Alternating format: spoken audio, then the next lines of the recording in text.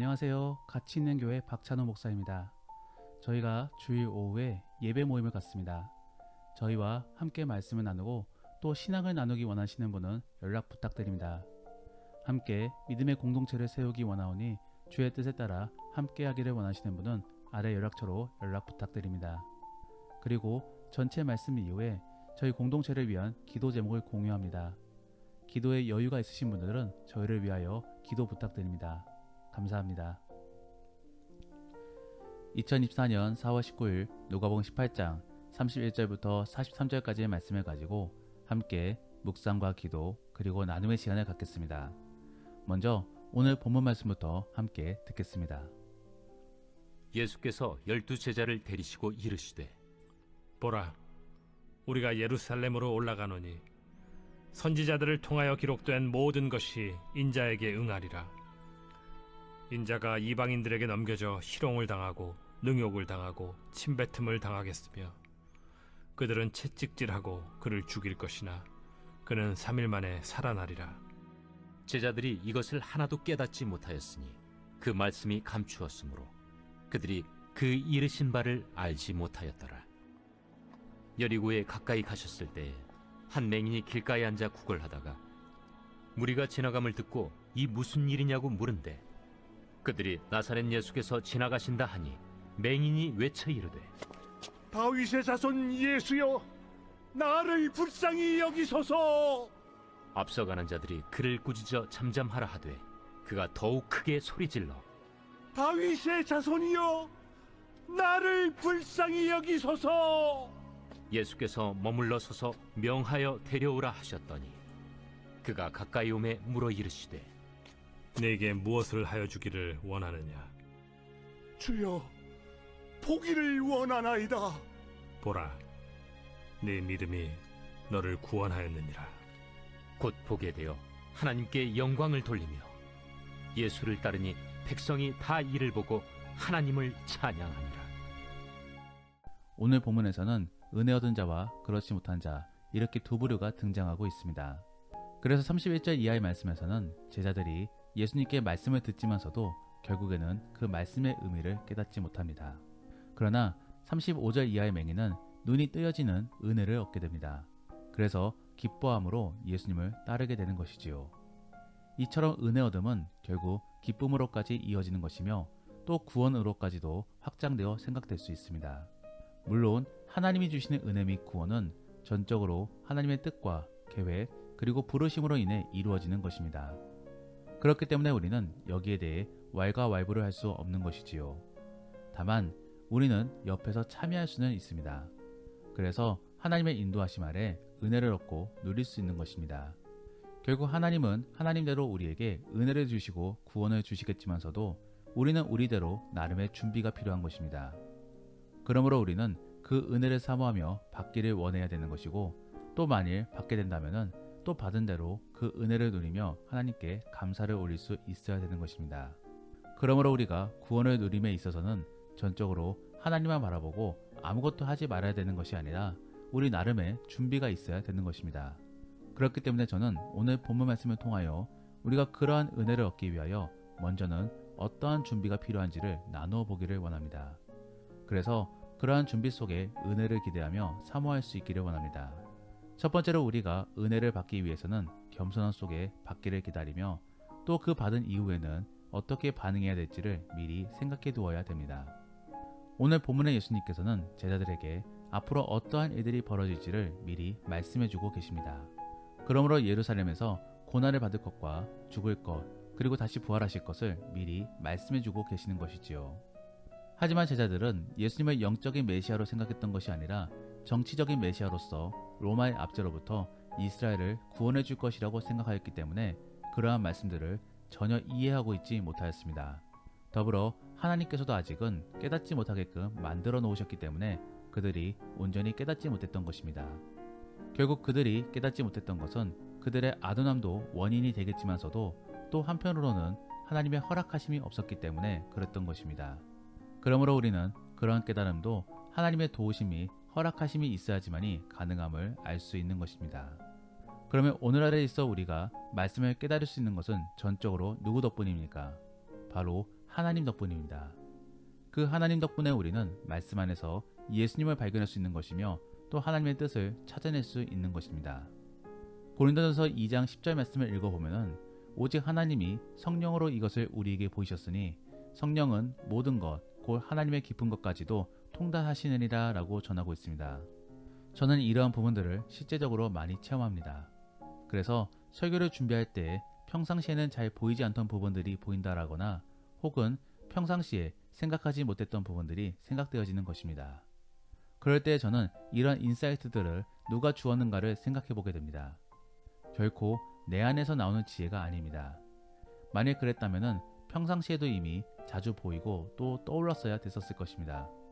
하지만 전혀 그러하지 않은 부분들을 생각해 보면 분명 영적인 존재가 나를 도와주고 있음을 느끼고 있는 것입니다. 이것은 제가 특별해서가 아닙니다. 사실 많은 그리스도인들이 다 겪고 있는 모습인 것이지요. 그래서 사실 속을 안에서도 서로가 생각지 못했던 말들을 나눠보게 되는 것이고 또 스스로가 그렇게 말하는 자신에 대해서도 놀랄 때가 있는 것입니다. 이처럼 하나님께서는 지금도 역사하고 계십니다. 다만 우리가 그것을 보지 못할 뿐인 것이지요. 더불어 어쩔 때에는 하나님이 허락하지 않으심으로 우리가 잘 느끼지 못할 수도 있는 것입니다. 그래서 이사야는 그러한 하나님에 대하여 숨어 계신다라고 말하기도 합니다. 결국 하나님이 허락하셔야지만이 우리는 하나님을 느낄 수 있는 것이며 또 주의 뜻을 깨달을 수 있는 것입니다. 그러면 우리는 그러한 하나님에 대해 어떻게 생각하고 또 주님이 주실 것에 대해 어떻게 준비하고 있어야 되는 것인가? 바로 주실 것에 대한 기대 속에 그리고 받음 이후로도 계속적으로 감사할 수 있는 준비 속에 기다리고 있어야 되는 것입니다. 그러므로 사랑하는 성도 여러분, 이미지 트레이닝을 미리 해보시기를 바랍니다. 그래서 미리 상상을 해보시며 만일 그러한 상황이 펼치게 된다면 우리는 어떻게 반응할 것인가를 미리 상상해 보시기를 바랍니다. 운전할 때에도 생각지 못한 상황에 대해서는 그 상황에 대하여 능동적으로 대처하지 못한다라고 합니다. 그러므로 미리부터 여러 상황들에 대하여 미리 상상해 보시고 또 대비할 수 있어야 되는 것이지요. 은혜도 마찬가지입니다. 우리는 하나님의 때를 정확하게 알 수가 없습니다. 어느 날 갑자기 임할 수 있게 되는 것이지요. 그리고 또 한편으로는 그렇게 하나님이 사인을 주심에도 불구하고 우리가 눈치채지 못할 수도 있는 것입니다. 그래서 은혜를 받음에도 불구하고 미처 반응하지 못할 수 있는 것이지요. 오히려 차고 넘치는 은혜로 인하여 나태해질 수도 있는 것입니다. 그러므로 우리는 미리 준비할 수 있어야 되는 것입니다. 그러므로 사랑하는 성도 여러분, 은혜를 받은 것에 대하여 미리 상상해 보시며 그때 우리는 어떻게 반응하고 나타낼 것인가를 생각해 보시기를 바랍니다. 그러한 이미지 트레이닝을 통해 미리 준비하시고 대비할 수 있는 복된 그리스도인들이 되기를 원합니다. 두 번째로 우리가 은혜를 받기 위해서는 간절함이 필요합니다. 즉 그에 대한 필요를 분명하게 느껴야 되는 것이고 또 받은 이후로도 분명하게 감사할 수 있는 이유가 있어야 되는 것입니다. 사실 우리의 입장에서는 그냥 얻어지게 되면은 잠깐 동안은 감사하고 기쁠 수는 있겠지만서도 그 여운이 오래가지 않습니다. 즉 은혜의 기억으로는 남지 않는 것이지요. 하지만 정말로 필요하고 절실한 상황 속에서 얻어지게 된다라고 한다면은 그때 우리의 반응은 어떻겠습니까? 그것을 주신 분에 대해 높일 것이며 또 한편으로는 기념하게 될 것입니다. 그에 대한 대표적인 사례가 바로 독립기념일 아니겠습니까? 그렇게 나라가 독립되기를 염원하였는데 정말로 이루어지게 되었습니다. 그러므로 그들은 기뻐하며 기념하기 위하여 공휴일로 지정하는 것입니다. 이것이 바로 일반적인 사람들의 정상적인 반응인 것입니다. 그러므로 우리에게도 이러한 감사와 높임을 갖기 위해서는 절실함이 필요한 것입니다. 특별히 오늘 본문의 맹인은 어떻습니까? 그는 절실하였습니다. 정말로 보기 원하였고 그래서 사람들이 뭐라 할지라도 그는 더욱더 크게 예수님을 불렀습니다. 그리고 그 덕분에 그는 눈을 뜰 수 있었습니다. 그렇다라고 한다면 여기에 대해 맹인은 어떠한 생각을 갖고 있었겠습니까? 아마도 예수님에 대한 감사밖에 없었을 것입니다. 그러므로 그는 예수님을 따랐던 것입니다. 저는 이 본문을 묵상해 보면서 제 자신을 떠올려 봅니다. 저는 개척 속에 여유가 있지 않습니다. 정말로 절실합니다. 성도가 필요합니다. 장소도 필요합니다. 그런데 또 나의 성공과 편의를 위해서는 성도나 장소를 요구해서는 안 됩니다. 그렇게 옳은 것에 대한 고민 속에 그리고 인간적인 간절함 속에 치열하게 기도하고 있습니다. 그러므로 만일 정말로 교회가 반듯하게 세워진다라고 한다면은 여기에 대해 저는 저의 공로에 대하여 말할 것이 하나도 없을 것입니다. 모두가 다 하나님 덕분이며 또 성도들 덕분인 것입니다. 그들에게 모두 감사할 뿐인 것이지요. 이러한 생각은 단순히 제가 원래 겸손해서 가지고 있는 것이 아닙니다. 간절함 속에 생겨나는 생각들인 것입니다. 그리고 또 어찌 보면은 이 과정들이 모두 은혜를 겪고 있는 모습일지도 모르는 것입니다. 사랑하는 성도 여러분, 간절하게 바랄 수 있기를 원합니다. 그러므로 성경에서는 광야로 가라라고 전하고 있는 것입니다. 그러한 몸부림 속에 결국에 하나님이 주시는 은혜를 경험해 볼 수 있기를 원합니다. 마지막으로 우리가 은혜를 얻기 위해서는 그 구하는 대상이 누구인지를 정확하게 알아야만 합니다. 오늘 본문에서 맹인은 예수님을 일컬어 다윗의 자손이라고 부르고 있습니다. 즉 자신을 구해줄 메시아로서 인식하고 부르고 있는 것입니다. 오늘날의 우리에게 있어 예수님은 어떠한 분이십니까? 훗날 죽어서 천국에 감에 있어 천국으로 안내해 주실 분이십니까? 아니면 어떠한 종교 생활에 있어 상징으로서 인식되어지고 계십니까? 사실 우리는 예수님을 지금 구원해줄 메시아로서 인식해야 됩니다. 그래서 지금부터 바로 거듭나고 선한 길로 인도해 주실 분으로 인식해야 되는 것이지요. 그리고 그래야만 우리는 지금부터 깨달음과 위로 그리고 회복 등 여러 은혜들을 경험할 수 있는 것입니다. 더불어 그래야만 우리는 그 얻은 것들을 가지고 주께로 나아가 감사와 영광을 돌릴 수 있는 것입니다. 지금의 여러분들이 예배의 자리로 나아가고 있는 동력은 무엇입니까? 정말로 믿음 때문입니까? 아니면 의례적인 행동 패턴 때문입니까? 그도 아니면 훗날에 천국에 가기 위한 포인트 적립의 개념으로서 어떻게 해서든 예배에 참석하고 계십니까? 우리가 예배에 참석해야 되는 이유는 한 주간 받은 은혜에 대하여 하나님께 감사를 올리기 위함입니다. 그러면 먼저는 받은 은혜가 있어야 되는 것입니다. 결국 진정으로 예배를 드릴 수 있는 것은 모두 하나님의 은혜 때문이며 또 그분의 허락하심 아래 이루어질 수 있게 되는 것입니다. 그러므로 우리는 먼저 우리가 믿고 간구하는 분이 어떠한 분인지를 생각해 볼 수 있기를 원합니다. 한 번씩 생각해 보는 것은 좋습니다. 왜냐하면 그러하지 않으면 그냥 의례적으로 생각하게 되고 또 잊혀지기 때문입니다. 그러므로 계속적인 생각 속에 그 예수님을 떠올려 보시며 우리에게 어떠한 분인가를 생각해 볼 수 있기를 원합니다. 말씀을 정리합니다. 우리가 은혜를 잊기 위해서는 우리 안에 먼저 준비가 필요합니다. 그러면 어떠한 준비가 필요한 것이냐? 첫 번째로는 겸손함 속에 받을 것에 대한 감사를 미리 가지고 있어야 되는 것이고, 두 번째는 간절함이 필요합니다. 그래야만 우리는 철저히 감사하며 하나님을 높일 수 있는 것입니다. 그리고 마지막으로는 그 간구하는 대상에 대하여 생각해 보시며 그분을 어떻게 높일 수 있을지를 생각해 보시기를 바랍니다. 그러한 생각과 준비 속에 하나님께 온전히 은혜를 받을 수 있는 복되고 가치 있는 성도들이 될 수 있기를 원합니다. 기도하겠습니다. 우리가 오늘 말씀을 생각하시며 함께 기도하기 원하는 것은 하나님, 우리가 준비되어 있는 자가 될 수 있게 하여 주옵소서. 그래서 받은 은혜에 대하여 반응하며 감사할 수 있는 우리가 될 수 있게 하여 주옵소서. 그리고 우리에게 주어진 환경을 믿음의 눈으로 바라보게 하시고 잘 판단할 수 있게 하여 주옵소서. 그래서 바르게 기도하고 긍정의 모습 속에 인내할 수 있게 하여 주옵소서라고 함께 기도하겠습니다. 더불어 오늘 본문 말씀을 가지고 믿음의 나눔이나 혹은 가정 예배를 드린다라고 하신다면은 최근에 깨달았던 말씀에 대해 생각해 보시며 하나님이 나에게 어떻게 역사해 주셨는가를 함께 나누어 보시기를 바랍니다. 그리고 우리가 교회로 모여 예배를 드려야 되는 이유를 한번 생각해 보시며 서로 나누어 보시기를 바랍니다. 그러면 이제 주님과 함께 깊은 대화의 시간을 갖겠습니다. 오늘 하루도 주 안에서 승리하시기를 바랍니다.